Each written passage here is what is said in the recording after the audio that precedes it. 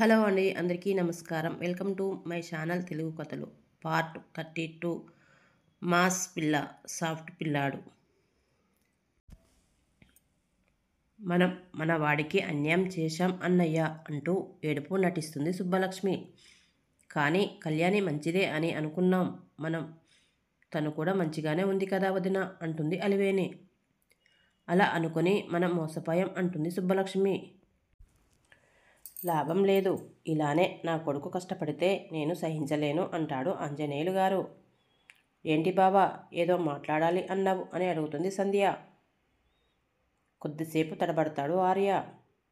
ఏమైంది బావా, విషయం ఏంటో చెప్పు అని అడుగుతుంది సంధ్య. ఆర్య ఏం చెప్తాడో అని టెన్షన్గా ఉంది సంధ్యకు. పెళ్లి సంబంధాలు చూస్తున్నారు అని కళ్యాణి చెప్పింది కదా, దాని మీద నీ ఒపీనియన్ ఏంటి సంధ్య అని అడుగుతాడు ఆర్య. ఏం లేదు బావా, ఎందుకు అలా అడిగావు అని అడుగుతుంది సంధ్య. అది సరే, ఇక లేట్ చేయను. నన్ను పెళ్లి చేసుకోవడం నీకు ఇష్టమేనా సంధ్య అని అడిగేస్తాడు. బావా అంటూ షాక్గా చూస్తుంది సంధ్య. అవును, ఇంతవరకు నీ మీద ఎలాంటి ఫీలింగ్స్ లేవు, కానీ ఎప్పుడైతే నీకు ఎవరితోనో పెళ్ళి అన్నారో అప్పుడే అర్థమైంది నువ్వు నాకు ఎంత ఇంపార్టెంటో. నాకు నువ్వంటే ఇష్టం సంధ్య. చిన్నప్పటి నుంచి నిన్ను ఎప్పుడూ అలా చూడలేదు అని అనుకున్నాను, కానీ లోపల ఉన్న ప్రేమ పెరుగుతూ వస్తుంది అని అర్థం చేసుకోలేకపోయాను. మనం పెళ్లి చేసుకుందాం సంధ్య. ఇంట్లో నేను ఒప్పిస్తాను. నువ్వు నాకు కావాలి. ఐ లవ్ యూ సంధ్య అంటాడు. సంధ్య అయితే అలా షాకులో ఉండిపోతుంది. సంధ్య, ఏదైనా చెప్పు, లేక టైం కావాలా అని అడుగుతాడు ఆర్య. బావా అంటూ ఆర్యని గట్టిగా హగ్ చేసుకొని, చిన్నప్పటి నుంచి నిన్ను చూస్తూ పెరిగాను. నాకు తెలిసిన నా హీరోవి నువ్వే బావా. నిన్ను తప్ప ఇంకెవరిని నేను నా భర్తగా ఊహించుకోలేదు. కళ్యాణక్కతో నీ పెళ్ళి అన్నప్పుడు నేను ఎంత బాధపడ్డానో తెలుసా. ఎలా అయినా మీ పెళ్ళి ఆపాలి అనిపించింది, కానీ నీకు నా మీద ఎలాంటి ఫీలింగ్ లేదు అని సైలెంట్గా ఉండిపోయాను. నేను ఇక్కడికి వచ్చింది కూడా నీతో టైం స్పెండ్ చేయడానికే బావా. ఎలా అయినా నీతో క్లోజ్ అయి నా మనసులో మాట చెప్పాలి అని. గౌతమ్ బావకి, కళ్యాణికి అక్కకి కూడా ఈ విషయం తెలుసు. ఐ లవ్ యూ టూ బావా అంటుంది సంధ్య ఆనందంతో గట్టిగా హగ్ చేసుకొని. సంతోషంతో ఉబ్బి తబ్బిబ్బైపోతాడు ఆర్య. నిజంగా ఇన్ని సంవత్సరాలు నేను మిస్ చేసుకున్నాను రా. తెలియలేదు నాకు నువ్వు దూరం అయిపోతావని. తెలిసినప్పుడు నీ వాల్యూ తెలిసింది అంటాడు. ఇక నాకు ఏ భయం లేదు బావా, నువ్వు నాతో ఉంటే చాలు. ఇంట్లో ఒప్పుకుంటారు అనే నమ్మకం నాకు ఉంది అంటుంది ఇంకాస్త టైట్గా హగ్ చేసుకుంటూ. సంధ్య నుదుటం ముద్దు పెట్టి, డెఫినెట్ మన పెళ్ళి జరుగుతుంది. నేను మన ఇంట్లో ఒప్పిస్తాను. కావాలంటే గౌతమ్ కళ్యాణాల హెల్ప్ తీసుకుందాం అంటాడు. ఓకే బావా. కొద్దిసేపు ఒకరి సాన్నిహిత్యాన్ని ఒకరు ఆస్వాదిస్తూ తర్వాత ప్లాట్కి వెళ్తారు. రూమ్లో ఒకరికి ఒకరు తినిపించుకుంటున్న కళ్యాణి గౌతమ్ని చూసి, మనం కూడా వాళ్ళలా ఉండాలి అంటాడు ఆర్య. ఉంటాం బావా. అసలు రౌడీగా ఉండే అక్కని బావా భరిస్తున్నారు, కానీ నేను రౌడీని కాదులే అంటుంది నవ్వుతూ. ఏంటి, డోరు దగ్గరే మాట్లాడుకుంటున్నారు, లోపలికి రారా అని అంటాడు గౌతమ్. హా అని లోపలికి వచ్చాక, డిన్నర్ చేశారా అని అడుగుతుంది కళ్యాణి. లేదక్క. అదేంటి, ఇంకేం తినలేదు అని అడుగుతుంది. గౌతమ్, కళ్యాణి మీకు ఒక విషయం చెప్పాలి అంటాడు ఆర్య. ఇద్దరు మొహాల్లో ఉన్న గ్లో చూడగానే అర్థమవుతుంది మన కళ్యాణి గౌతమ్లకి. చెప్పండి చెప్పండి, మేము కూడా దానికోసమే వెయిట్ చేస్తున్నాం అంటాడు గౌతమ్. నేను సంధ్య పెళ్లి చేసుకోవాలి అనుకుంటున్నాం. ఒకరిని ఒకరం ఇష్టపడుతున్నాం అంటాడు ఆర్య. ఆహా, ఆరే, అచ్చా అంటూ గౌతమ్ అల్లరి చేస్తుంటే కళ్యాణి సంధ్యని సంతోషంగా హగ్ చేసుకుంటుంది. థ్యాంక్స్ అక్క. బావా, మీ వల్లనే ఈరోజు నా ప్రేమ నాకు దగ్గర అయింది అంటుంది సంధ్య. నీ ప్రేమలో నిజాయితీ ఉంది సంధ్య, అందుకే అది సక్సెస్ అయ్యింది అంటాడు గౌతమ్. కానీ ఇంట్లో ఒప్పుకుంటారో లేదో అనే భయం అంటుంది సంధ్య. ఏం కాదు, మేము వచ్చి మీ ఇద్దరి పెళ్లి చేస్తాం. ప్రామిస్, మీ పెళ్లి చేస్తాం అంటాడు గౌతమ్. థ్యాంక్స్ బ్రో అంటాడు ఆర్య. మనం ఇప్పుడు తోడి అల్లుళ్ళం, మర్యాద ఇవ్వవా అని నవ్వుతాడు గౌతమ్. నలుగురు నవ్వుకుంటారు. సంధ్య ఆర్యలు డిన్నర్ చేసి ఆ రోజు హ్యాపీగా పడుకుంటారు. నెక్స్ట్ డే ఎప్పటిలా హాస్పిటల్కి ఇద్దరు రెడీ అవుతారు. సో మొత్తానికి మన ప్లాన్స్ సక్సెస్ అయ్యింది అంటాడు గౌతమ్. ఇదంతా నీ వల్లే. చాలా థ్యాంక్స్ వర్మ. నిజంగా మా చెల్లి కోసం ఆలోచించావు అంటుంది కళ్యాణి కృతజ్ఞతగా. థ్యాంక్సా? అది ఇలా చెప్తారా అంటాడు. మరి ఎలా చెప్తారు అని అడుగుతుంది. ఎలా అంటే అంటూ కళ్యాణి నడుము పట్టుకొని దగ్గరికి లాక్కొని ఇలా చెప్తారు అంటూ ముద్దు పెట్టడానికి దగ్గరికి వస్తాడు. హలో హలో స్టాప్ స్టాప్ అంటుంది కళ్యాణి గౌతమ్ నోటి మీద చెయ్యి అడ్డుపెట్టి.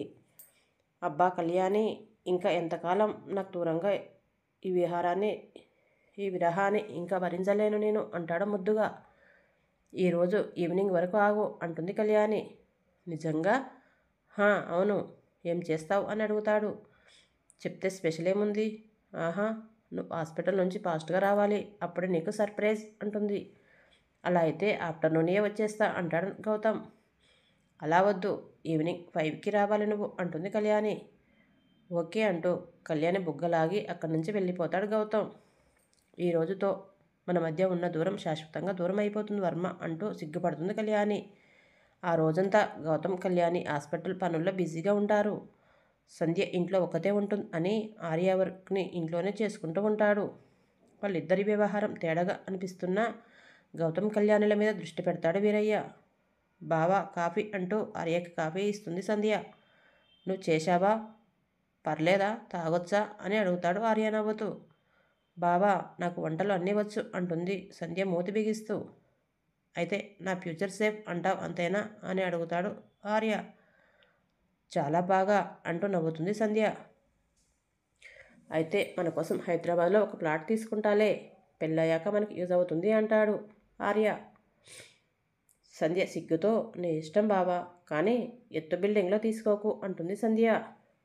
ఆహా అని సంధ్యని ఒళ్ళో కూర్చోబెట్టుకొని, పిచ్చి సంధ్య, ఏం కాదులే, చూడు గౌతమ్ వాళ్ళ ప్లాట్లో ఉంటున్నాం, మనం బాగున్నాం కదా, అలా ఆలోచించకు, ఓకేనా అంటాడు ఆర్య. ఓకే, అతన్ని కూడా తీసుకెళ్దామా అని అడుగుతుంది సంధ్య. లేదు, అమ్మా నాన్న ఊరు దాటి రారు కదా అంటాడు ఆర్య. అలా అని వాళ్ళని వదిలేయలేం కదా బావా అంటుంది. సరే పోనీ వాళ్ళు మనతో వస్తారంటావా అని అడుగుతాడు. రారు అనుకో, మరి ఎలా, మనమే ఊరు వెళ్ళిపోదామా అని అడుగుతుంది. గ్యారెంటీగా వెళ్తాం, కానీ ఇప్పుడు కాదు, నేను మనీ సేవ్ చేస్తున్నా, మన ఊరిలోనే ఒక బిజినెస్ పెట్టుకుందాం, అప్పుడు మనం ఎక్కడికి వెళ్ళాల్సిన అవసరం లేదు కదా అంటాడు ఆర్య. ఫ్యూచర్ ప్లానా బావా అని అడుగుతుంది. ఇది ఎప్పటి నుంచో ఉన్న ప్లాన్. ఊరు వదిలి రావడం నాకు ఇష్టం లేదు. నాకు వచ్చే భార్య ఎలాంటిది వస్తుందో, ఒప్పుకుంటుందో లేదు అని అనుకున్నా, కానీ నువ్వు ముందే వెళ్దామా అంటున్నావంటాడు ఆర్య నవ్వుతూ. అవును బావా, నాకు అమ్మా నాన్నలతోనే ఉండడం ఇష్టం. మనం ఎంత ఎదిగితే ఏముంది, అమ్మా నాన్న బాగా చూసుకోవడానికేగా, వాళ్ళు లేకుండా ఎక్కడ ఉంటే ఏంటి తేడా, చిన్నప్పటి నుంచి మనల్ని పెంచి ఇంత వాళ్ళని చేసిన వాళ్ళను వదిలేసి వేరే ఊరు వెళ్ళి సెటిల్ అవ్వడం నాకు ఇష్టం లేదు అంటుంది సంధ్య. నిజమే, కానీ అందరికీ అలా కుదరదు కదా సంధ్య, మనం చెప్పేస్తాం ఈజీగా, పేరెంట్స్ వదిలి దూరంగా ఉండకూడదు అని, కానీ కొంతమందికి వాళ్ళని తీసుకెళ్ళాలి అని ఉన్నా సరే వాళ్ళ ఆర్థిక పరిస్థితులు బాగోవు. జాబ్ కోసం వెళ్ళి ఎన్నో కష్టాలు పడేవాళ్ళు ఉన్నారు. అవి తల్లిదండ్రులకు చెప్పకుండా ఒంటరిగా భారాన్ని మోసేవాళ్ళు ఉన్నారు. మనకి ఫైనాన్షియల్ ప్రాబ్లమ్స్ లేవు కనుక ఊర్లో పర్లేదు. కొంతమందికి ఫైనాన్షియల్ ప్రాబ్లం ఉంటాయి, అప్పులు ఉంటాయి, అవి తీర్చే బాధ్యత ఉంటుందిగా. వచ్చిన జీతంలో సగం ఊరికి పంపి అప్పులు తీర్చే వాళ్ళు ఉంటారు. అలాంటి వారికి సిటీలో సెటిల్ అయ్యే అవకాశం ఉండదు. తప్పక పేరెంట్స్ని ఊర్లో ఉంచి సిటీలో వీళ్ళు అద్దె కొంపల్లో ఉండి ఒక పూట కడుపు మార్చుకొని కష్టపడాలి. అలా బయటికి చెప్పుకోలేనివి చాలానే ఉన్నాయి. అందుకే కొంతమంది సిటీ లైఫ్ను ఎంజాయ్ చేయగలరు, ఇంకొంతమంది చేయలేరు. నా కళ్ళెదురుగా ఇలాంటివి చాలానే జరిగాయి, నేను చూశాను కనుక చెప్తున్నా అంటాడు ఆర్య. నిజమే బావా అంటూ సైలెంట్గా ఉండిపోతుంది సంధ్య. ఈవినింగ్ ఫాస్ట్గా వచ్చిన కళ్యాణి ఫ్రెష్ అవుతుంది. ఎవరిని తన రూమ్కి రావద్దు అని తను తెచ్చిన బ్యాగ్స్ పట్టుకొని రూమ్కి వెళ్ళిపోతుంది. సిస్టర్కి ఏమైందో అనుకుంటూ ఒకరి మొహాలు ఒకరు చూసుకుంటారు సంధ్య ఆర్యలు. బాబుగారికి అమ్మాయి గారికి మళ్ళీ ఏమైనా గొడవ అయ్యిందా చిన్నబాబు అని అడుగుతాడు వీరయ్య. గొడవ ఎందుకు అవుతుంది అని అడుగుతాడు ఆర్య. ఎప్పుడు ఏదో ఒక గొడవ వల్ల ఇద్దరు బాధపడుతూ ఉంటారు బాబు, పాపం అమ్మాయి గారు అయితే ఒకసారి ఏడ్చారు కూడా అంటాడు వీరయ్య. అవునా వీరయ్య, కానీ మా ఎదురుగా బాగానే ఉన్నారు కదా అని అడుగుతుంది సంధ్య.